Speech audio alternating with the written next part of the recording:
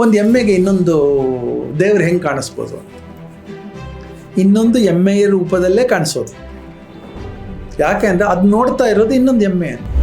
ದೇವಸ್ಥಾನಕ್ಕೆ ಹೋಗಿ ಪೂಜೆ ಮಾಡ್ತಾ ಇದ್ದೀರಿ, ಅಲ್ಲಿ ವಿಗ್ರಹ ಮತ್ತು ನಂಬಿಕೆ ಈ ಎರಡು ಬರ್ತದೆ. ಮಂಗಲ್ಯ ಹಾಕ್ಕೋತಾರೆ ಎಷ್ಟೋ ಜನ, ಅಂದರೆ ಹಿಂದೂಗಳೆಲ್ಲರೂ ಹಾಕ್ಕೋತಾರೆ, ರಾತ್ರಿ ಆದರೆ ತೆಗೆದಿಡ್ತಾರೆ. ಹಾಗೆಂದರೆ ಅವರು ಹೆಂಡತಿ ಅಲ್ವಾ ಆ ಟೈಮಲ್ಲಿ. ನಮಗೆ ಸಮಾಜದ ಒಳಗೆ ಬದುಕುವ ಅರ್ಥ ಗೊತ್ತಾಗ್ಬಿಟ್ರೆ ನಾವು ಸ್ಪಿರಿಚುವಲ್ ಅಂತ. ಕೆಲವರು ಭಾವನೆಗಳು ಖುಷಿ ಕೊಡುತ್ತೆ, ಕೆಲವರು ಭಾವನೆಗಳಿಗೆ ಏನು ಹಿಂಗೆ ಪ್ರಶ್ನೆ ಮಾಡ್ತಿದ್ದಾರೆ, ಇದನ್ನ ಹಿಂಗೆ ಹೇಳ್ಬಿಟ್ರಲ್ಲ ಅನ್ಸುತ್ತೆ. ಬಟ್ ಯಾಕೆ ಅಂದರೆ ಇಲ್ಲಿ ಇಂಡಿವಿಜುವಲಿಸ್ಟಿಕ್ ಬಿಲೀಫ್ಗಿನ್ನ ಅದಕ್ಕಿಂತ ಒಂದು ಹೆಜ್ಜೆ ಮುಂದೆ ಹೋಗಿ ಭಾವನೆಗಳನ್ನು ಒಟ್ಟುಗೂಡಿಸೋದು ತುಂಬ ಇಂಪಾರ್ಟೆಂಟ್ ಆಗುತ್ತೆ. ಈಗ ನನ್ನ ಇಷ್ಟಪಟ್ಟಿರೋರು, ನಿಮ್ಮನ್ನು ಇಷ್ಟಪಟ್ಟಿರೋರು, ಕಾಮೆಂಟ್ಸ್ ಮಾಡಿರೋರು, ಜಾತಿ ಕೇಳಿ ಕಾಮೆಂಟ್ ಮಾಡಿದ್ದಾರೆ.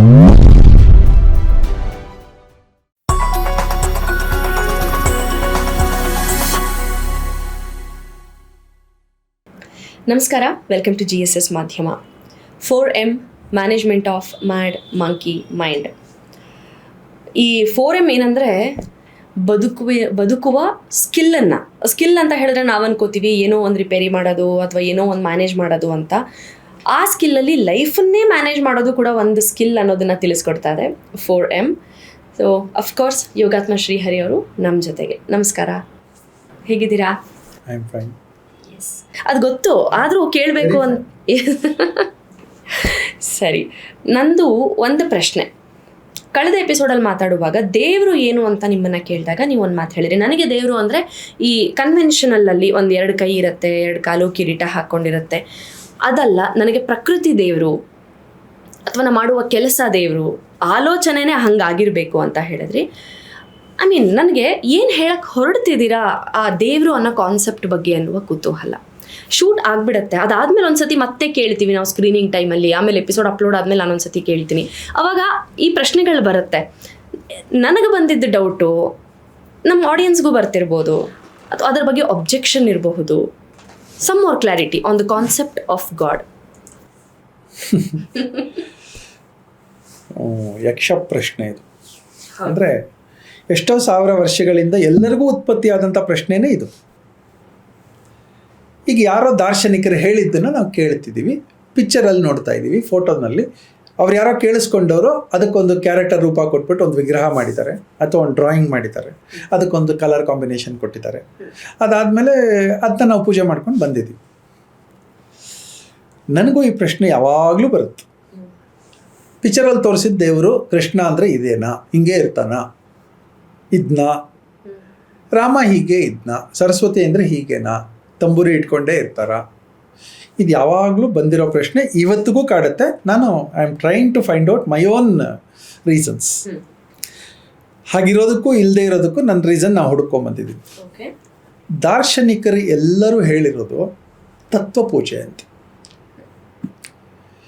ಕೆಲವರು ಈಗ ಶಂಕರಾಚಾರ್ಯ ಅಂತವರು ತತ್ವ ಪೂಜೆ ಅಂದರೆ ಎಲ್ರಿಗೂ ಹಿಡಿಸಲ್ಲ, ಅವ್ರಿಗೇನಾದರೂ ಒಂದು ಐಡಿಯಾಲಜಿ ಕೊಡಬೇಕು ಅಥವಾ ಒಂದು ಐಡಿಯಲ್ ಕೊಡಬೇಕು ಅಂತ, ಯಾವುದಾದ್ರೂ ಒಂದು ಆಧಾರ ಕೊಡಬೇಕು ಪೂಜೆಗೆ ಅಂತ ಹೇಳಿ ಅವರು ಹಾಗೆ 3 ಗಂಡು 3 ಹೆಣ್ಣು, ಅದಾದಮೇಲೆ ಕೋಟಿ ದೇವತೆಗಳು ಎಲ್ಲರೂ ಆಗಿದ್ದಾರೆ.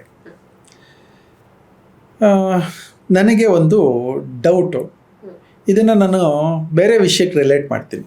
ಇದೇ ದೇವರದ್ದನ್ನು ನಾನು ಇನ್ನೊಂದು ವಿಷಯಕ್ಕೆ ರಿಲೇಟ್ ಮಾಡ್ತೀನಿ. ಡಿಸೋಜಾ ಅಂತ ಲಾಸ್ಟ್ ಟೈಮ್ ನಾನು ಮೆನ್ಷನ್ ಮಾಡಿದ್ದೆ. ಅವ್ರದ್ದು ಪಿಳುಕುಳ ನಿಸರ್ಗಧಾಮ ಅಂತ. ಆ ಪಿಳುಕುಳ ನಿಸರ್ಗಧಾಮದಲ್ಲಿ ಅವ್ರದ್ದೊಂದು ವಾಟರ್ ಪಾರ್ಕ್. ಆ ವಾಟರ್ ಪಾರ್ಕಿಗೆ ಪರ್ಮಿಷನ್ಸ್ ಬೇಕಾಗಿತ್ತು. DC ಹತ್ರ ಪರ್ಮಿಷನ್ಗೆ ಅಪ್ಲೈ ಮಾಡಿದ್ರು. ಅವರು DC ಎಲ್ಲ ಪರ್ಮಿಷನ್ಸ್ಗಳು ಕೊಡ್ತಾ ಬಂದರು. ಕ್ರಮೇಣ ಫೈನಲಿ ಇದೆಲ್ಲವೂ ಗೌರ್ಮೆಂಟಿಂದ ಅಪ್ರೂವ್ ಆಗಬೇಕು ಅಂದರು.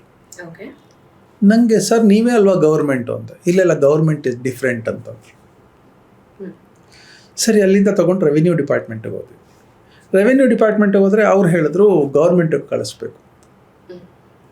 ಫೈನಾನ್ಸ್ ಡಿಪಾರ್ಟ್ಮೆಂಟಿಗೆ ಹೋದ್ವಿ, ಇನ್ನೊಂದು ಡಿಪಾರ್ಟ್ಮೆಂಟಿಗೆ ಹೋದ್ವಿ, ಎಲ್ಲರೂ ಗೌರ್ಮೆಂಟಿಗೆ ಕಳಿಸ್ಬೇಕು. ಎಲ್ಲರನ್ನೂ ಪ್ರಶ್ನೆ ಇದೇನೆ, ನೀವು ಗೌರ್ಮೆಂಟ್ ಅಲ್ವಾ ಅಂತ. ಸೊ ಇಲ್ಲಿಗೆ ನಿಲ್ಲಿಸ್ಕೋತೀನಿ ಇದು. ಈಗ ಒಂದು DC ಆಫೀಸು ನಮಗೇನು ಅನಿಸುತ್ತೆ, ಈಗ ಗೌರ್ಮೆಂಟ್ ಅಂತ. ಆದರೆ DC ಹತ್ರ ಹೋಗಿ ಹೇಳಿದ್ರೆ ಇಲ್ಲ, ನಂಗೆ ಅಪ್ರೂವಲ್ಗೆ ಇನ್ನೊಬ್ಬರ ಹತ್ರ ಹೋಗ್ಬೇಕು, ನಾನು ಪ್ರೋಸೆಸಿಂಗ್ ಮಾಡ್ತೀನಿ ಅಷ್ಟೇ, ಆದರೆ ಅಪ್ರೂವಲ್ ಗೌರ್ಮೆಂಟಿಗೆ ಹೋಗಬೇಕು. ವಿವಿಧ ಅಂಗಗಳು ಆಫ್ ಗೌರ್ಮೆಂಟ್. ಈಗ ಎಲ್ಲಿದೆ ಗೌರ್ಮೆಂಟ್? ತೋರಿಸಿ ಗೌರ್ಮೆಂಟ್. ಫಿಸಿಕಲ್ ಆಗಿ ಇದು ಗೌರ್ಮೆಂಟ್ ಅಂತ ಹೇಳೋದಕ್ಕೆ ಇಲ್ಲ, ಏನಿಲ್ಲ. ಎಲ್ಲೂ ಇಲ್ಲ, ನಿಮ್ಮ ಗೌರ್ಮೆಂಟೇ ಇಲ್ಲ. ಅದೊಂದು ಕಾನ್ಸೆಪ್ಟ್. ಈಗ ಗೌರ್ಮೆಂಟ್ ಇಲ್ವಾ? ಇದೆ. ಇಷ್ಟೇ ಪ್ರಶ್ನೆ, ದೇವರಿದ್ದಾನ ಇಲ್ಲವಾ ಅಂತನೂ ಇದೆ. ಇದೇ ಆಕಾರದಲ್ಲಿದ್ದಾನ? ಇಲ್ಲ, ಗೊತ್ತಿಲ್ಲ ನನಗೆ. ಈಗ ನಾನು ಇದ್ದಾನೆ ಅಂತ ಅಂದ್ಬಿಟ್ರೆ ನೀವೆಲ್ಲ ನಂಬ್ತೀರಿ, ಇಲ್ಲಿ ನೋಡ್ತಾ ಇರೋರೆಲ್ಲ ನಂಬ್ತೀರಿ. ನಾನು ನಾಳೆ ಸರಿ ಹೋಗಬೇಕು ಅಂತಂದರೆ ನಂಗೊಂದು ಹೊಸ ಪರಿಚಯ ಆಗಿ ನಾನು ಅದನ್ನು ತೊಗೊಂಬಂದು ಕೊಡಬೇಕು ಅಂದರೆ ನೀವು ಅವತ್ತೇನೋ ಹೇಳಿದ್ರೆ ಇವತ್ತು ಇನ್ನೊಂದು ಹೇಳ್ತಾ ಇದ್ದೀರಾ ಅಂತಾರೆ. ಇದಕ್ಕೆ ಒಂದು ವಿವೇಕಾನಂದರನ್ನ ತರ್ಬೋದಿಲ್ಲ, ಕೋಟ್ ಮಾಡ್ಬೋದು. ವಿವೇಕಾನಂದರ ಹತ್ರ ಸುಮಾರು ಜನ ಬಂದು ಕೇಳ್ತಾರೆ, ದೇವರಿದ್ದಾನ? ಇದ್ದಾರೆ ಅಂತ. ಹೆಂಗಿದ್ದಾರೆ ಅಂತ. ನಿಂತರ ನಂತರ ಕಾಣಿಸ್ತಾ ಇದ್ದಾರಪ್ಪ ಅಂತಾರೆ. ವಿವೇಕಾನಂದ್ರ ಹೇಳ್ತಾರೆ, ಹೌದಾ, ಹಾಗಿದ್ರೆ ಎಲ್ಲ ಪ್ರಾಣಿ ಪಕ್ಷಿಗಳಿಗೂ ಅವ್ರ ದೇವ್ರು ನಮ್ಮ ಹಾಗೆ ಕಾಣಿಸ್ತಾರ ಅಂತ. ಅವಾಗ ವಿವೇಕಾನಂದರು ಒಂದು ಉತ್ತರ ಕೊಡ್ತಾರೆ, ಒಂದು ಎಮ್ಮೆಗೆ ಇನ್ನೊಂದು ದೇವ್ರು ಹೆಂಗೆ ಕಾಣಿಸ್ಬೋದು ಅಂತ.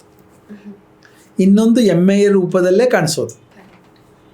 ಯಾಕೆ ಅಂದರೆ ಅದು ನೋಡ್ತಾ ಇರೋದು ಇನ್ನೊಂದು ಎಮ್ಮೆ ಅಂತ. ಒಂದು ಮೀನಿಗೆ ಇನ್ನೊಂದು ಮೀನು ದೇವ್ರ ಥರನೇ ಕಾಣುತ್ತೆ. ಅಂದರೆ ದೇವರು ಅಂದರೆ ಇಲ್ಲಿ ಯಾವುದೋ ಒಂದು ಆಕೃತಿ ಅಲ್ಲ.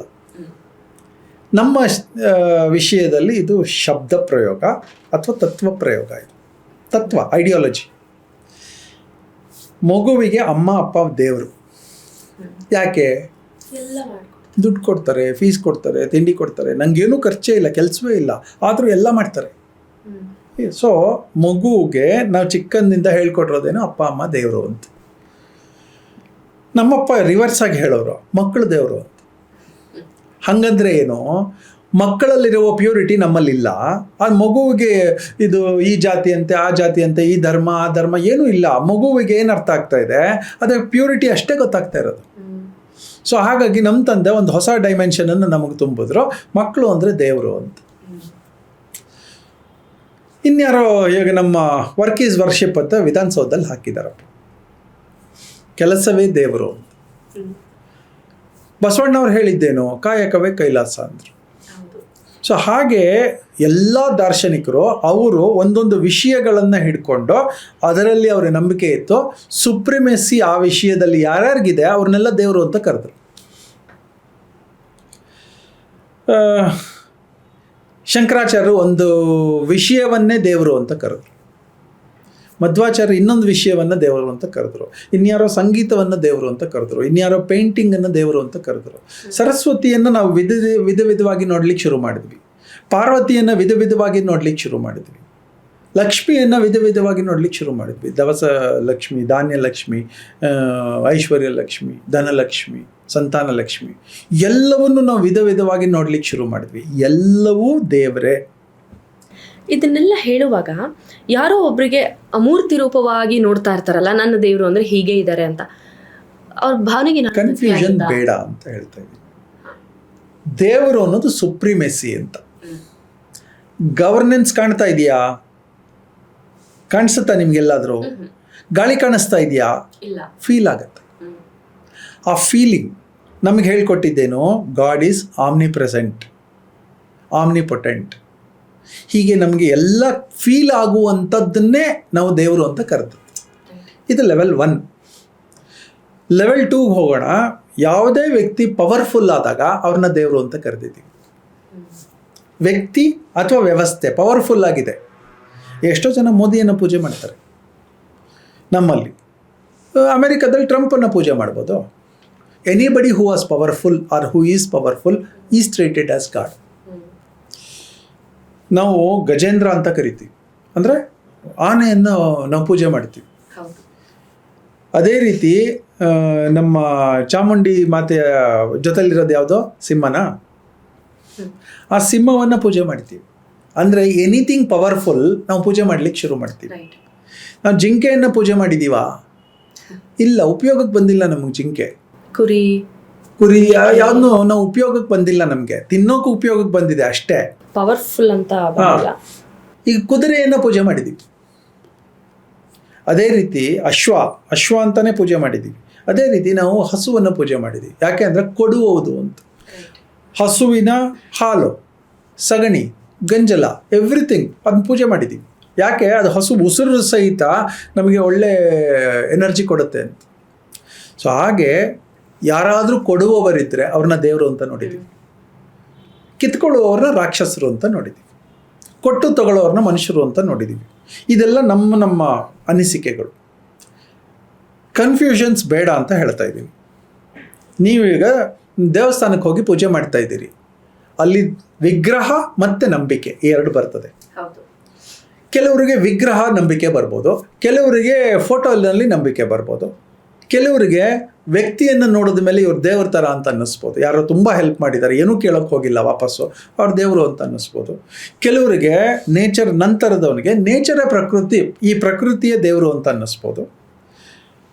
ಗವರ್ನಮೆಂಟ್ ಎಷ್ಟು ಇಂಪಾರ್ಟೆಂಟ್, ಗವರ್ನೆನ್ಸ್ ಎಷ್ಟು ಇಂಪಾರ್ಟೆಂಟ್, ಹಾಗೆ ದೇವರು ಅಷ್ಟೇ important. You relate government and god.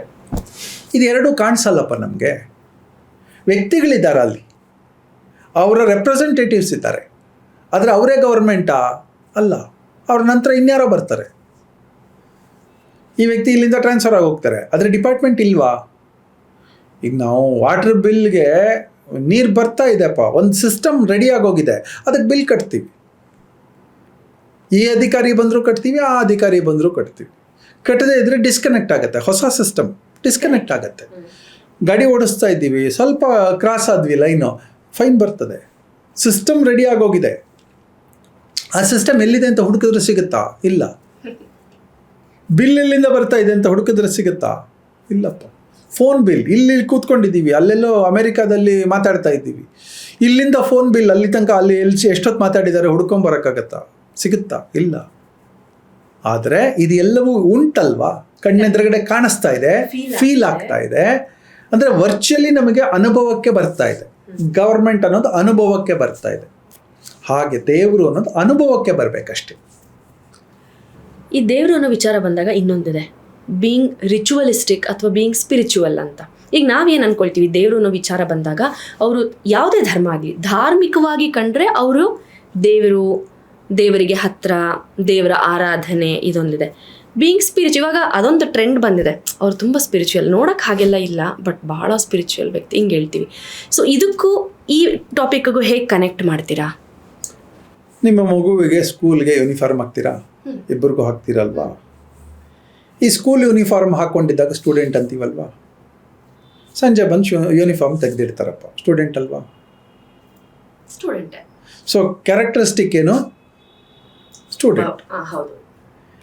With uniform, without uniform ಎರಡೂ ಸ್ಟೂಡೆಂಟಾ? ನೀವು ಕುಂಕುಮ ಇಡದೇ ಇದ್ರೂ ಕುಂಕುಮ ಇಟ್ಟು ಧಾರ್ಮಿಕತೆ ಅಂತ ಅನ್ನಿಸ್ಕೊಳ್ಳಿ, ಕುಂಕುಮ ಹಿಡದೆ ಸ್ಪಿರಿಚುಯಾಲಿಟಿ ಅಂತ ಅನ್ನಿಸ್ಕೊಳ್ಳಿ. ಅದರ ಅಕ್ಸೆಪ್ಟೆನ್ಸ್ ಸ್ವಲ್ಪ ಕಡಿಮೆ ಅಲ್ವಾ ನಮ್ಮ ಸುತ್ತ? ನಾವು ಬೆಳೆದು ಬಂದಿರುವ ವಾತಾವರಣ ಅದು. ನಾವೇನು ಕಣ್ಣಿಂದ ನೋಡ್ತಾ ಬಂದಿದ್ದೀವಿ, ಅದು ಕಲ್ಚರ್ ಆಗೋಗಿದೆ. ಈಗ ನಿಮ್ಮ ಹಣ್ಣಿನಲ್ಲಿ ಕುಂಕುಮ ಇಲ್ಲ ಅಂತಂದರೆ ಬೋಳಕ್ಕೆ ಕಾಣುತ್ತೆ. ಅದನ್ನು ನಮ್ಮ ಹಿಂದೂ ಧರ್ಮದಲ್ಲಿ ನೀವು ಹಿಂಗೆ ಇಟ್ಕೋಬೇಕು ಅಂತ ಹೇಳಿದ್ದಾರೆ. ಇಟ್ಕೊಳ್ಳೋದು ಬಿಡೋದು ನಿಮ್ಮ ವ್ಯಕ್ತಿ ಸ್ವಾತಂತ್ರ್ಯ, ಆದರೆ ನಮ್ಮ ಕಣ್ಣು ನೋಡುವ ಸ್ವಾತಂತ್ರ್ಯ ನಮ್ದು ತಾನೆ, ಬಾಯಿ ನಮ್ದು ತಾನೆ. ಸೊ ಇದೆಲ್ಲವೂ ಒಂದು ಕಡೆ ರಿಚುವಲಿಸ್ಟಿಕ್, ಇನ್ನೊಂದು ಕಡೆ ಸ್ಪಿರಿಚುವಲಿಸ್ಟಿಕ್. ಸ್ಟೂಡೆಂಟ್ ಲೈಫ್ ಮುಗೀತಪ್ಪ, ಕಾಲೇಜ್ಗೆ ಹೋದ್ಮೇಲೆ ಯೂನಿಫಾರ್ಮ್ ಇರುತ್ತಾ? ಇರಲ್ಲ. ಇವಾಗ ಕೆಲವು ಕಡೆ ಇದೆ. ಫಸ್ಟ್ PU ನಲ್ಲಿ ಇರುತ್ತೆ, ಡಿಗ್ರಿನಲ್ಲಿರುತ್ತಾ? ಇಲ್ಲ. ರಿಸರ್ಚ್ಗೆ ಹೋಗ್ತಾ ಇದ್ದೀರಿ, ಇರುತ್ತಾ? But still you are a student ಅನ್ನೋದ್ರ. ಈಗ ಆರ್ಮಿನಲ್ಲಿ ಫೈಟ್ ಮಾಡ್ತಾ ಇದ್ದಾರೆ, ಯೂನಿಫಾರ್ಮ್ ಕೊಟ್ಟಿದ್ದಾರಪ್ಪ ಅಲ್ವಾ? ಆದರೆ ರಿಚುವಲಿಸ್ಟಿಕ್ ಅಲ್ಲ, ಆಗಿರಲೇಬೇಕು ಅವರು. ಆದರೆ ಆರ್ಮಿನವರು ಸಿವಿಲ್ ಡ್ರೆಸ್ಸಲ್ಲಿ ಇರಬಾರ್ದಾ? ಇರ್ಬೋದಲ್ವಾ? ಖಂಡಿತ. ಅದರಲ್ಲಿ ಇಂಟೆಲಿಜೆನ್ಸ್ನವರು ಇನ್ಫಾರ್ಮೇಷನ್ ಯೂನಿಫಾರ್ಮ್ ಹಾಕ್ಕೊಂಡೇ ಇಂಟೆಲಿಜೆನ್ಸ್ ಮಾಡ್ತಾರಾ? ಇಲ್ಲ. So ritual, spiritual. Let me connect to you. ಹಾಗಿದ್ರೆ ನೀವು ರಿಚುವಲ್ ಅಂತ ಏನು ಮಾಡ್ತೀರಾ, ಅದನ್ನು ಸ್ಪಿರಿಚುವಲ್ಗೆ ಹೇಗೆ ಕನೆಕ್ಟ್ ಮಾಡ್ತೀರಾ? What is you? ನಾನು ಎರಡೂ ಇದ್ದೀನಿ. ರಿಚುವಲ್ ಅಂದರೆ ಏನು? ದೇವಸ್ಥಾನಕ್ಕೆ ಹೋಗ್ತೀನಪ್ಪ, ನಮ್ಮ ಮನೆಯವ್ರು ಕರ್ಕೊಂಡು ಹೋಗ್ತಾರೆ ಅಥವಾ ಯಾರಾದ್ರೂ ಕರ್ಕೊಂಡು ಹೋಗ್ತಾರೆ, ನಾನೂ ಹೋಗ್ತೀನಿ, ನಂಗೆ ಆಸೆ ಹೋಗೋಕ್ಕೆ. ಅಲ್ಲಿ ಹೋದಾಗ ಕುಂಕುಮ ಕೊಡ್ತಾರೆ, ನಾನು ಇಟ್ಕೋತೀನಿ. ರಿಜೆಕ್ಟ್ ಮಾಡಬೇಕು ಅಂತ ನಂಗೆ ಅನಿಸಿಲ್ಲ. ಹಾಗೆ ಅಂತ ಇಟ್ಕೊಂಡಿರೋದನ್ನ ಅಳಿಸಾಕಲ್ಲ. ಸೊ ಅಲ್ಲಿನ ಪದ್ಧತಿಯನ್ನು ನಾನು ಗೌರವಿಸ್ಬೇಕು, ನಂಗೆ ಅದು ಇಷ್ಟವೂ ಆಗಬೇಕು, ಹಾಗಾಗಿ ಇಟ್ಕೊಂಡಿರ್ತೀನಿ. ಎಷ್ಟೋ ಸಲ ಅದು ಇಟ್ಕೋಬೇಕಾ ಅಂತ ನನಗೂ ಅನಿಸುತ್ತೆ, ಇದೆಲ್ಲ ಹಿಂಗೆ ಇರಬೇಕಾ ಅಂತ ಅನಿಸುತ್ತೆ. ಬೇಡ, ತೆಗೆದು ಹಾಕಿದ್ರೆ ನನ್ನ ಮನಸ್ಥಿತಿ ಏನಾದರೂ ಚೇಂಜ್ ಆಗುತ್ತಾ ಅಂತ ನೋಡಿದ್ದೀನಿ, ಸುಮಾರು ಸಲ ಟೆಸ್ಟ್ ಮಾಡ್ಕೊಂಡಿದ್ದೀನಿ. ಕುಂಕುಮ ಇಟ್ಕೊಂಡಾಗ ನನ್ನ ಮನಸ್ಥಿತಿ, ಕುಂಕುಮ ಇಟ್ಕೊಳ್ಳದೆ ಇರೋವಾಗ ನನ್ನ ಮನಸ್ಥಿತಿ ಎರಡು ಏನು ಚೇಂಜ್ ಆಗಿಲ್ಲ, ಹಂಗಾದ್ರೆ ಸರಿ ಇದ್ದೀನಿ ಅಂತ. ಸೊ ನಾನು ರಿಚುವಲ್ಗೂ ರೆಡಿ ಇದ್ದೀನಿ, ಸ್ಪಿರಿಚುವಲ್ಗೂ ರೆಡಿ ಇದ್ದೀನಿ. ಸ್ಪಿರಿಚುವಲ್ ಅಂದರೆ ಇಲ್ಲಿಗೆ ನಿಮಗೆ ಒಂದು ವಿಷಯವನ್ನು ತಂದುಬಿಡ್ತೀನಿ. ಇಟ್ ಈಸ್ ಬೀಯಿಂಗ್ ಪ್ರಾಕ್ಟಿಕಲ್ ಅಂತ. Being practical is called spirituality. ನೀವು ಎಷ್ಟು ಪ್ರಾಕ್ಟಿಕಲ್ ಇದ್ದರೆ ಅಷ್ಟು ಸ್ಪಿರಿಚುವಲ್ ಆಗಿದ್ದೀರಿ ಅಂತ ಅರ್ಥ. ನನ್ನ ಲೈಫಲ್ಲಿ ಅದು ಅಭ್ಯಾಸ ಹಾಕ್ಕೊಂಡು ಬಂದುಬಿಟ್ಟಿದೆ. ಎಷ್ಟೋ ಸಲ ಅಭ್ಯಾಸ. ಈಗ ನೀವೆಲ್ಲ ಒಡವೆಗಳ ಹಾಕ್ಕೋತೀರಿ, ಚೈನ್ ಹಾಕ್ಕೋತೀರಿ, ಮಂಗಲ್ಯ ಹಾಕ್ಕೋತಾರೆ ಎಷ್ಟೋ ಜನ. ಅಂದರೆ ಹಿಂದೂಗಳೆಲ್ಲರೂ ಹಾಕ್ಕೋತಾರೆ, ರಾತ್ರಿ ಆದರೆ ತೆಗೆದಿಡ್ತಾರೆ. ಹಾಗಂದ್ರೆ ಅವರು ಹೆಂಡತಿ ಅಲ್ವಾ ಆ ಟೈಮಲ್ಲಿ. ಹಾಕ್ಕೊಳ್ತೀವಲ್ಲ ಅದು ರಿಚುವಲ್. ಹಾಕ್ಕೊಳ್ದೇ ಇದ್ರೂ ನಾನು ಅವ್ರ ಹೆಂಡತಿ, ನಾನು ಒಬ್ಬರ ಹೆಂಡತಿ ಅಂದ್ಕೊಳ್ಳೋದಿದೆಯಲ್ಲ, that is spirituality. ಹೀಗಿದ್ರೇ spiritual, ಹಾಗಿದ್ರೇ spiritual ಅಂತ ಏನಿಲ್ಲ. ಸ್ಪಿರಿಚುಯಾಲಿಟಿ ಅಂತಂದರೆ ನಮಗೆ ಹೈಯರ್ ಥಿಂಕಿಂಗ್ ಅರ್ಥ ಆಗ್ಲಿಕ್ಕೆ ಶುರು ಆಗುತ್ತೆ. ಇದಕ್ಕೆ ಕಳೆದ ಸಲನೂ ಒಂದು ಉದಾಹರಣೆ ಹೇಳಿದ್ದೀನಿ. ಶಂಕರಾಚಾರ್ಯರು ಮತ್ತು ಚಂಡಾಳ. ಚಂಡಾಳನಿಗೆ ಶಂಕರಾಚಾರ್ಯ ಹೇಳ್ತಾರೆ ದಾರಿ ಬಿಡು ಅಂತ. ಆ ಚಂಡಾಳ ಕೇಳ್ತಾನೆ, ನಿಂಗೆ ಎಷ್ಟು ದೂರ ದಾರಿ ಬಿಡಲಿ ಅಂತ. ನಾನು ನೀನು ಎದುರುಗಡೆ ನಿಂತಿದ್ದೀವಿ, ನಿಂಗೆ ಮೈಲ್ಗೆ ಅಂತ ಅನ್ನಿಸ್ತಾ ಇದೆ ನನ್ನನ್ನು ನೋಡಿ. ಅವನೊಂದು 10 ಹೆಜ್ಜೆ ಹಿಂದಕ್ಕೆ ಹೋಗ್ತಾನೆ, ಓಕೆನಾ ಈಗ ಅಂತ ಕೇಳ್ತಾನೆ. ಈಗ ನಾನು ನೀನು ಒಂದೇ ಭೂಮಿ, ಈ ಭೂಮಿ ಇಷ್ಟು 10 ಅಡಿ ದೂರದಲ್ಲಿ ಓಕೆನಾ ನಿಂಗೆ, ನನ್ನ ಸೈಡ್ಗೆ ಹೋದರೆ ಓಕೆನಾ ನಿಂಗೆ ಅಂತ ಕೇಳ್ತಾನೆ. ಸೊ ಶಂಕರಾಚಾರ್ಯರಿಗೆ ಶಾಕ್ ಆಗುತ್ತೆ, ಈ ಥಾಟಲ್ಲಿ ನಾನು ನೋಡೇ ಇರಲಿಲ್ವಲ್ಲ. ಆಮೇಲೆ ಕೇಳ್ತಾನೆ, ನಾವಿಬ್ಬರು ಈಗ ನನ್ನ ಮುಖಾಂತರ ಗಾಳಿ ನಿನ್ನ ತನಕ ಬಂದಿದೆ, ಬೀಸ್ಕೊಂಡು ಬಂದಿದೆ. ಫಸ್ಟ್ ನನ್ನನ್ನು ಮುಟ್ಟಿದೆ, ಆಮೇಲೆ ನಿನ್ನನ್ನು ಮುಟ್ತಾ ಇದೆ, ಓಕೆನಾ? ಈಗ ಮೈಲಿಗೆ ಆಗಲ್ವಾ ಅಂತ. ನಾನು ಸ್ನಾನ ಮಾಡಿದ್ದೀನಿ, ನನ್ನ ಸ್ನಾನ ಆದಮೇಲೆ ನೀ ಮಾಡಿದ್ಯಾ, ಓಕೆನಾ ನಿಂಗೆ ಮೈಲಿಗೆ ಆಗಲ್ವಾ? ಸೊ ಶಂಕರಾಚಾರ್ಯಗೆ ರಿಯಲೈಸೇಷನ್ ಆಗುತ್ತೆ. ದಟ್ ರಿಯಲೈಸೇಷನ್ ಪಾಯಿಂಟ್, ಈ ನೀರು ಗಾಳಿ ಇವೆಲ್ಲವೂ ನಾವು ಒಂದೇ, ಯಾವುದೋ ಭೇದ ಇಲ್ಲ. ಅವನ ಕಲ್ಚರ್ ಅವನು ಬೇರೆ, ನನ್ನ ಕಲ್ಚರ್ ನಾನು ಬೇರೆ. Culture of A person. ಆದರೆ ಕಲ್ಚರ್ ಆಫ್ ನೇಚರಲ್ಲಿ ಇಡೀ ಪ್ರಕೃತಿ ಎಲ್ರಿಗೂ ಕೊಟ್ಟಿರೋದೇ ಒಂದು. ಇದು ಅರ್ಥ ಆದ ದಿನ ನಾವು ಸ್ಪಿರಿಚುವಲ್. ಅರ್ಥ ಆಗದೇ ಇದ್ದರೆ ನಾವು ರಿಚುವಲ್. ಅಲ್ಲಿವರೆಗೂ ನೀವು ಕುಂಕುಮ ಇಟ್ಕೋತೀರಿ, ಮುಸ್ಲಿಮ್ಸು ಕ್ಯಾಪ್ ಹಾಕ್ಕೋತಾರೆ, ಇನ್ಯಾರೋ ಕ್ರಾಸ್ ಹಾಕ್ಕೋತಾರೆ, ಅಷ್ಟೇ. ಒಬ್ಬೊಬ್ಬರು ಒಂದೊಂದು ಥರ ಬದುಕ್ತೀವಿ. 3 ಬೇರೆ ಬೇರೆ ಬದುಕು ಇನ್ನೊಬ್ಬರಿಗೆ ತೊಂದರೆ ಕೊಡ್ತಾ ಇದ್ದರೆ ದಟ್ ಈಸ್ ಸ್ಪಿರಿಚುಯಾಲಿಟಿ. ಹಿಂದೂ ಒಬ್ಬ culture, Muslim culture, Christian culture, Buddhist culture, ಅವರವರ ಆಚರಣೆಗಳನ್ನು ಅವ್ರು ಮಾಡಿ ಸಮಾಜಕ್ಕೆ ಬಂದಾಗ ಎಲ್ಲರೂ ಒಟ್ಟಾಗಿ ಕೆಲಸ ಮಾಡಿದ್ದಾರೆ ಅಂತ ಅನ್ಕೊಳ್ಳೋಣ. ಒಂದು ಆಫೀಸ್, ಒಂದು ಸರ್ಕಾರಿ ಆಫೀಸ್, ಒಂದು ಪ್ರೈವೇಟ್ ಆಫೀಸ್, ಯಾವುದಾದ್ರು ಇರಲಿ. ಒಂದು ಬಿಲ್ಡಿಂಗ್ ಕನ್ಸ್ಟ್ರಕ್ಷನ್ ಮಾಡುವಾಗ ಎಷ್ಟು ಜನ ನಾವು ನೋಡಿದ್ದೀವಿ ಯಾವ್ಯಾವ ಜಾತಿ ಕೇಳ್ಕೊಂಡು ಕೊಟ್ಟಿರ್ತೀವ? ಇಲ್ಲ. ನೋಟ್ ಕೊಡುವಾಗ ಯಾರೋ ಜಾತಿ ಕೇಳ್ಕೊಂಡು ನೀನು ಈ ನನ್ನ ಜಾತಿಯನ್ನು ಅದನ್ನು ನೋಟ್ ತಗೋತೀನಿ ಇಲ್ದಿದ್ರೆ ಇಲ್ಲ ಅಂತ ಹೇಳಿದೀವ? ಇಲ್ಲ ಅಲ್ಲ. This non segregation understanding of life is called spirituality. ನಮಗೆ ಸಮಾಜದ ಒಳಗೆ ಬದುಕುವ ಅರ್ಥ ಗೊತ್ತಾಗ್ಬಿಟ್ರೆ ನಾವು ಸ್ಪಿರಿಚುವಲ್ ಅಂತ ಅರ್ಥ. ಇಷ್ಟೇ ಲೈಫ್. ಈ ಲೈಫನ್ನು ನಾವೇ ಕಾಂಪ್ಲಿಕೇಟ್ ಮಾಡ್ಕೊಂಡಿದ್ದು. ಸ್ಕೂಲಿನ ಫಾರಮ್ ಫಿಲಪ್ ಮಾಡುವಾಗ ನೀ ಯಾವ ಜಾತಿ ಅಂತ ಕೇಳಿ ಫಿಲಪ್ ಮಾಡಿದ್ವಿ. ಆವಾಗ ಒಂದು ಹೇಳ್ಬೋದಾಗಿತ್ತು, ನಾನು ಮೇಲು ಫೀಮೇಲ್ ಎರಡೇ ಸೆಗ್ರಿಗೇಷನ್ ಇಟ್ಟಿದ್ರೆ ಚೆನ್ನಾಗಿರೋದು. ಯಾರು ಕ್ರಿಯೇಟ್ ಮಾಡಿದ್ದು? ನಮ್ಮದೇ ಸರ್ಕಾರ, ನಾವೇ ಕ್ರಿಯೇಟ್ ಮಾಡಿರೋದು.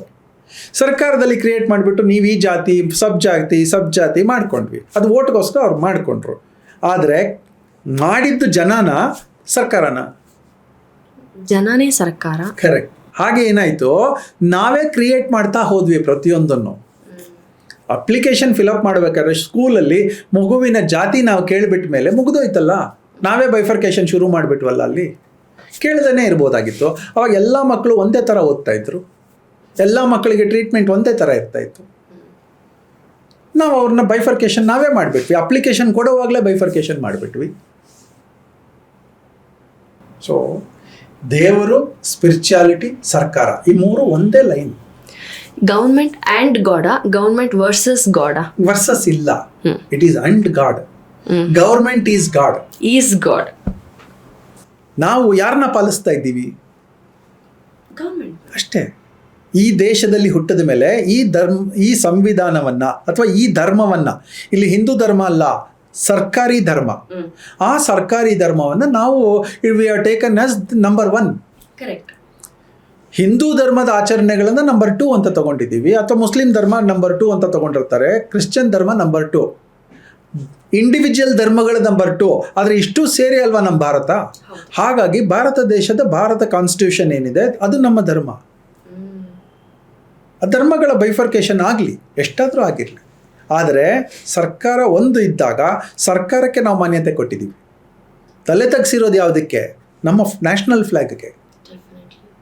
ನಾವು ಎದ್ದು ನಿಂತಿದ್ದು ಯಾವುದಕ್ಕೆ? ನಮ್ಮ ನ್ಯಾಷನಲ್ ಆ್ಯಂಥಮ್ಗೆ. ಇಷ್ಟೇ.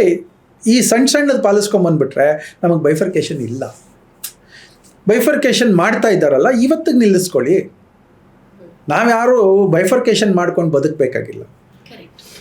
ಬ್ಲಡ್ ಬೇಕು, ಬ್ಲಡ್ ಗ್ರೂಪ್ ನೋಡಿಕೊಂಡು, ಜಾತಿ ನೋಡ್ಕೊಂಡು, ಬ್ಲಡ್ ಗ್ರೂಪ್ ನೋಡ್ಕೊಂಡು ಮಾಡ್ತೀವಾ, ಅಥವಾ ಬರೀ ಬ್ಲಡ್ ಗ್ರೂಪಿಂದ ನಾವು ಬ್ಲಡ್ ಕೊಡ್ತಾ ಇದ್ದೀವಾ? ಹಾಸ್ಪಿಟ್ಲಿಗೆ ಹೋದಾಗ ನನ್ನ ಜಾತಿಯ ಡಾಕ್ಟ್ರ್ ನನ್ನ ಟ್ರೀಟ್ ಮಾಡಬೇಕು ಅಂದರೆ ಇಲ್ಲ, ಅಲ್ಲಾಗಲ್ಲ. ನಂಗೆ ಯಾವ ಜಾತಿ ಡಾಕ್ಟ್ರ್ ಆದರೂ ಆಗಲಿ, ನನ್ನ ಪ್ರಾಣ ಉಳಿಲಿ ಅಂತೀನಿ, ಅಷ್ಟೇ ಅಲ್ವಾ? ನನ್ನ ಜಾತಿಯ ದುಡ್ಡು ಇಲ್ಲ, ನನ್ನ ಜಾತಿಯ ಕರೆನ್ಸಿ, ನನ್ನ ಜಾತಿಯ ಗೋಲ್ಡು ಇಲ್ಲ, ನನ್ನ ಜಾತಿಯ ಶೇರು ಇಲ್ಲ, ನನ್ನ ಜಾತಿಯ ಲ್ಯಾಂಡು ಇಲ್ಲ, ನನ್ನ ಜಾತಿಯ ಗಾಳಿ ಇಲ್ಲ. ಸೊ ಹಾಗಾಗಿ ಇದನ್ನು ನಾವು ಇದ್ಯಾವುದೂ ನನ್ನದಲ್ಲ ಅಂತ ಅರ್ಥ ಆದ ತಕ್ಷಣ ಇದು ಸ್ಪಿರಿಚುಯಾಲಿಟಿ ಅಂತ ಕರಿತೀವಿ. ಸೊ ಗೌರ್ಮೆಂಟ್ ಮತ್ತು ಗಾಡ್ ಆ ಕಾನ್ಸೆಪ್ಟನ್ನು ನೀವು ಬ್ಲೆಂಡ್ ಮಾಡಿರೋ ರೀತಿ to make us understand the concept of God. Beautiful. ನೀರು ಬಂದಿದೆಪ್ಪ, ನನಗೆ ಅದು ನೀರು ಶ್ರೇಷ್ಠ ಅಂತ ಅನಿಸಿದೆ, ಗಂಗೆ ಮುನೆ ಚೈವ ಅಂತ ಹೇಳ್ತೀನಿ. ಒಬ್ಬರು ಮುಸ್ಲಿಮ್ಗೆ ಅದು ಇನ್ನೇನೋ ಅನಿಸಿರ್ಬೋದು, ಅದು ನೀರಪ್ಪ ಅಂತ ಅನಿಸಿರ್ಬೋದು. ಒಬ್ಬ ಅತೀಸ್ಟ್ ಇರ್ತಾನೆ, ಅಂದರೆ ದೇವರಲ್ಲಿ ನಂಬಿಕೆನೇ ಇಲ್ದಿರೋ ಇದು H2O ಅಂತಾನೆ. ಆದರೆ 3 ಜನ ಅದೇ ನೀರನ್ನೇ ಕುಡಿಯೋದು, ಅದೇ ನೀರನ್ನೇ ಬಳಸಿದ್ದೀವಿ. ನಾವು 3 ಜನ ಹೆಸರುಗಳನ್ನು ಬೇರೆ ಬೇರೆ ಹೇಳಿದ್ದೀವಿ ಅಷ್ಟು. ಸರ್ಕಾರ ಒಂದೇ, ಡಿಪಾರ್ಟ್ಮೆಂಟ್ಗಳು ಬೇರೆ ಬೇರೆ. ಹಾಗೆ ನಮ್ಮ ಹೋಲ್ ಹ್ಯೂಮನ್ ಧರ್ಮ ಇದೆಯಲ್ಲ, ಇದು ಒಂದು. ಇದರಲ್ಲಿ ಹಿಂದೂ ಆಗಲಿ, ಮುಸ್ಲಿಮ್ ಆಗಲಿ, ಕ್ರಿಶ್ಚಿಯನ್ ಆಗಲಿ, ಬುದ್ಧಿಸ್ಟ್ ಆಗಲಿ, ಯಾರು ಬೇಕಾದರೂ ಆಗಲಿ, ಡಿಪಾರ್ಟ್ಮೆಂಟ್ಗಳು ಬೇರೆ ಬೇರೆಪ್ಪ.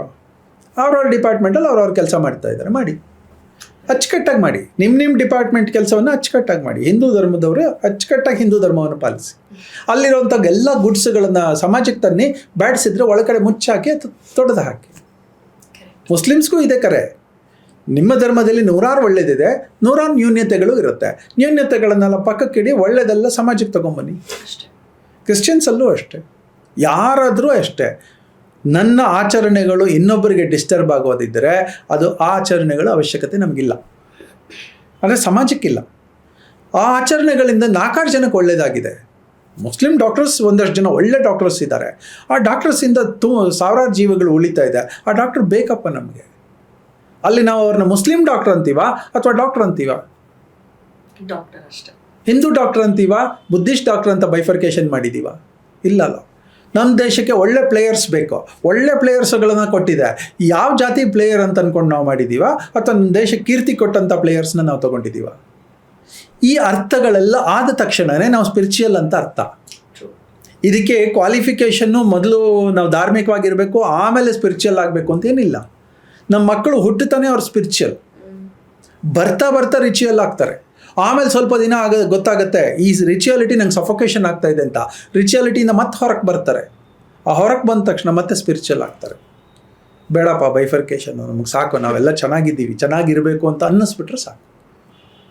ಯಾಕೆ ಈ ಒಂದು ಟಾಪಿಕ್ ಅಂತಂದರೆ, ದೇವರು ಇದಾರಾ, ಹೇಗಿದ್ದಾರೆ ಅನ್ನೋದು ಒಂದು ಸೂಕ್ಷ್ಮ ವಿಚಾರ, ಅದ್ರ ಬಗ್ಗೆ ಚರ್ಚೆ ಮಾಡ್ತೀವಿ ಅನ್ನೋದು. ಕೆಲವರು ಭಾವನೆಗಳು ಖುಷಿ ಕೊಡುತ್ತೆ, ಕೆಲವರು ಭಾವನೆಗಳಿಗೆ ಏನು ಹಿಂಗೆ ಪ್ರಶ್ನೆ ಮಾಡ್ತಿದ್ದಾರೆ, ಇದನ್ನ ಹಿಂಗೆ ಹೇಳ್ಬಿಟ್ರಲ್ಲ ಅನ್ಸುತ್ತೆ. ಬಟ್ ಯಾಕೆ ಅಂದರೆ ಇಲ್ಲಿ ಇಂಡಿವಿಜುವಲಿಸ್ಟಿಕ್ ಬಿಲೀಫ್ಗಿನ್ನ ಅದಕ್ಕಿಂತ ಒಂದು ಹೆಜ್ಜೆ ಮುಂದೆ ಹೋಗಿ ಭಾವನೆಗಳನ್ನು ಒಟ್ಟುಗೂಡಿಸೋದು ತುಂಬ ಇಂಪಾರ್ಟೆಂಟ್ ಆಗುತ್ತೆ. ದೇವರಿಗೂ ಇಷ್ಟೇ ತಾನೇ ಬೇಕಾಗಿರೋದು. ಸರ್ಕಾರಕ್ಕೆ ಬೇರೆ ಬೇರೆ ರೀತಿ ಬದುಕಬೇಕು ಅಂತ ಸರ್ಕಾರಕ್ಕೆ ಅನಿಸಿರಲ್ಲ, ಸರ್ಕಾರದ ವ್ಯಕ್ತಿಗಳಿಗೆ ಅನಿಸಿರ್ಬೋದು. ಆದರೆ ಸರ್ಕಾರ ಯಾವಾಗಲೂ ಚೆನ್ನಾಗಿ ನಡೆಸ್ಕೊಂಡಿದೆ. ನಮ್ಮ ಕಾನ್ಸ್ಟಿಟ್ಯೂಷನ್ ಮಾಡುವಾಗ ತಪ್ಪು ಮಾಡಿದ್ರೆ ಇಂಥ ಶಿಕ್ಷೆ ಇದೆ, ಇಂಥ ತಪ್ಪು ಮಾಡಿದ್ರೆ ಇಂಥ ಶಿಕ್ಷೆ ಇದೆ, ಇಂಥ ಒಳ್ಳೆ ಕೆಲಸ ಮಾಡಿದ್ರೆ ಇಂಥ ಅಭಿಮಾನ ಬರುತ್ತೆ ನಿಮಗೆ, ಸರ್ಟಿಫಿಕೇಟ್ ಕೊಡುವುದರಿಂದ ಹಿಡಿದು ಗುಡ್ ವರ್ಕ್, ಬ್ಯಾಡ್ ವರ್ಕ್.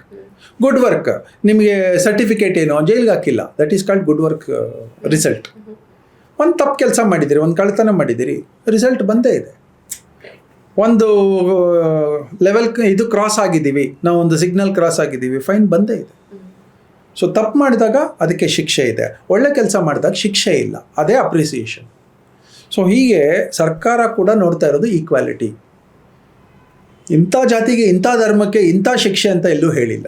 ಆ ತಪ್ಪು ಮಾಡಿದಾಗ ಎಲ್ರಿಗೂ ಅದೇ ಶಿಕ್ಷೆ. So court is also God. ತಕಡಿ ಅದು, ತೂಕ ಅದು. ಕೋರ್ಟ್ ಗಾಡ್, ಇದು ಸರ್ಕಾರ ಇಟ್ಸ್ ಗಾಡ್, ಕಾರ್ಯಾಂಗ ಇಟ್ಸ್ ಗಾಡ್. ಇವರೆಲ್ಲ ಸೇರಿ ಒಂದು ಅಡ್ಮಿನಿಸ್ಟ್ರೇಷನ್ ನಡೆಸ್ತಾ ಇದ್ದಾರೆ. ಅಲ್ಲಿ ನಡೆಸ್ತಾ ಇರೋ ಸರಿ ಇದ್ದಾರೋ ಇಲ್ಲೋ ನಂಗೆ ಆ ಕಾಮೆಂಟ್ಸ್ ಬೇಡ. ಆದರೆ ಆ ವ್ಯವಸ್ಥೆ ಇಲ್ಲದೆ ಇದ್ದಿದ್ರೆ, ನಮ್ಮ ದೇಶದಲ್ಲಿ ಸರ್ಕಾರ ಇಲ್ಲಪ್ಪ ಅಂದಿದ್ದಿದ್ರೆ ನಾವೆಲ್ಲ ಕೂತ್ಕೊಂಡು ಬದುಕಲಿಕ್ಕೆ ಸಾಧ್ಯವಾ? ರೇಟ್ಸ್ಗಳು ಇಷ್ಟ ಬಂದದ್ದು ರೇಟ್ಸ್ ಹಾಕೋರು ಅಲ್ವಾ? So government is god, governance is god. Government ಈ ಎರಡು ಕಣ್ಣಿಗೆ ಕಾಣಿಸಲ್ಲ, ಆದರೆ ಫೀಲ್ ಆಗುತ್ತೆ, ಪ್ರತಿನಿತ್ಯ ಫೀಲ್ ಆಗುತ್ತೆ. ಹಾಗಾಗಿ ಭಯವೂ ಬೇಕು, ಭಕ್ತಿಯೂ ಬೇಕು.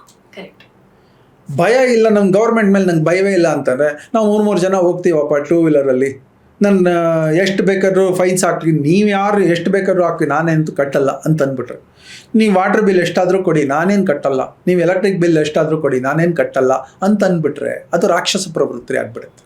ಹಂಗಿರಬಾರ್ದು. ನಮ್ಮಲ್ಲಿ ಬಿಲ್ ಕೊಟ್ಟಿದ್ಯಾ, ಬಿಲ್ ಕಟ್ತಾ ಇದ್ದೀನಿ ಅಷ್ಟೇ.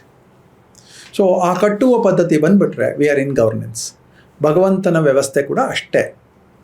ನಾನು ಎಲ್ಲ ವ್ಯವಸ್ಥೆಗಳನ್ನು ಕ್ರಿಯೇಟ್ ಮಾಡಿ ಕೊಟ್ಟಿದ್ದೀನಿ, ನೀವು ಬದುಕು ಹೋಗ್ಬೇಕಷ್ಟೇ. ಸಂಪಾದನೆ ಮಾಡಿ, ಚೆನ್ನಾಗಿ ಖರ್ಚು ಮಾಡಿ, ಖುಷಿ ಕೊಡಿ, ಹೋಗಿ ನೀವು. So that is the purpose of God. The same is the purpose of government. Perfect, beautiful. ನೀವು ಇದನ್ನು ನೋಡಿರುವ ದೃಷ್ಟಿಕೋನ ತುಂಬ ಚೆನ್ನಾಗಿದೆ. Thank you. ಈ ಥರ ಒಂದು ಹಿಂಗೂ ನೋಡಬಹುದು ದೇವರು ಅನ್ನೋದನ್ನು ಅಂತ ನಮಗೆ ತಿಳಿಸ್ಕೊಟ್ಟಿದ್ದಕ್ಕೆ. ನಾನು ವ್ಯಾಪಾರದಲ್ಲಿರೋದು, ಯೋಗದಲ್ಲಿರೋದು, ಈ ಎರಡನ್ನು ಮರ್ಜ್ ಮಾಡಿದಾಗ ಈ ಥರ ಫೀಲಿಂಗ್ ಬರುತ್ತೆ. ನಂಗೆ ಆ್ಯಕ್ಚುಲಿ ಹೇಳಬೇಕು ಅಂತ ಬಂತು, ನಾನು ಜಾಸ್ತಿ ಮಾತಾಡೋದು ಬೇಡ ಅಂತ ಸುಮ್ಮನಾದೆ. ಅಂದರೆ ನೋಡಿದವ್ರಿಗೆ ಅನ್ನಿಸ್ತಿರ್ಬೋದು, ಯೋಗಾತ್ಮ ಅವರು ಯೋಗ ಎಕ್ಸ್ಪರ್ಟ್ ಅಂತ ಗೊತ್ತು, 4M ಅಂತ ಗೊತ್ತು, ಇಲ್ಲಿ ಯಾಕೆ ಜಾತಿ ಧರ್ಮ ದೇವರು ತರ್ತಿದ್ದಾರೆ ಅಂತಂದರೆ ಎಲ್ಲವೂ ಒಂದೇ, ಅದರೊಳಗೆ ಎಲ್ಲ ಕಾನ್ಸೆಪ್ಟ್ ಇರೋದು ಅನ್ನೋದನ್ನು ಹೇಳೋದೇ ಈ ಚರ್ಚೆಯ ಉದ್ದೇಶ ಅಷ್ಟೇ. ಈಗ ನನ್ನ ಇಷ್ಟಪಟ್ಟಿರೋರು, ನಿಮ್ಮನ್ನು ಇಷ್ಟಪಟ್ಟಿರೋರು, ಕಾಮೆಂಟ್ಸ್ ಮಾಡಿರೋರು ಜಾತಿ ಕೇಳಿ ಕಾಮೆಂಟ್ ಮಾಡಿದಾರ? ಎಂಥದ್ದು ಇಲ್ಲ. ಅವರ ಮನಸ್ಸಿಗೆ ಸ್ಪಂದಿಸಿದ್ದೀವಿ, ಅವ್ರಿಗೆ ಖುಷಿಯಾಗಿದೆ, ಅವರು ಅದನ್ನ ಅಳವಡಿಸ್ಕೊಂಡಿದ್ದಾರೆ, ಖುಷಿಯಾಗಿದೆ, ಅವ್ರು ಕಾಮೆಂಟ್ ಮಾಡಿದ್ದಾರೆ. ನನ್ನ ಜಾತಿಯವರೇ ನನ್ನನ್ನು ಅಭಿಮಾನ ಪಡಬೇಕು ಅಂತ ಎಲ್ಲೂ ಇಲ್ಲ ಅಲ್ಲ. ಹಾಗಾಗಿ ನಾನು ಎಷ್ಟೋ ಕಡೆ ಜಾತಿ ಮರ್ತೋಗಿದ್ದೀನಿ. ನನಗೆ ಹ್ಯೂಮನ್ ಜಾತಿ ಒಂದೇ, ಮನುಷ್ಯ ಜಾತಿ, ಬದುಕುವ ಜಾತಿ, ಬದುಕಿಸುವ ಜಾತಿ, ಅಷ್ಟೇ ನಮಗೆ ಬೇಕಾಗಿರೋದು. ಮಿಕ್ಕಿದ್ದ ನನ್ನ ಆಚರಣೆಗಳ ಬಗ್ಗೆ ನಂಗೆ ಗೌರವ ಇದೆ, ಅದು ನನ್ನ ಮನೆ ಒಳಗೆ. ನಂದು ಯಾವುದೋ ಒಂದು ಹಬ್ಬ ಆಗುತ್ತೆ, ಒಂದು ಸರ್ಕಲ್ ಸೇರ್ಕೋತೀವಿ, ಒಂದು ಹಬ್ಬ ಆಚರಣೆ ಮಾಡ್ತೀವಿ, ಅದು ಆ ಸರ್ಕಲ್ ಒಳಗಡೆ. ನನ್ನ ಆಚರಣೆ ಇನ್ನೊಬ್ಬರಿಗೆ ಡಿಸ್ಟರ್ಬ್ ಆಗದೆ ಇರೋ ಹಾಗೆ ನೋಡ್ಕೊಂಡಿದ್ದೀನಿ ಇಲ್ಲಿವರೆಗೆ. Beautiful. That's a very great, good, strong message. Thank you very much. Thank you. ನಮಸ್ತೆ.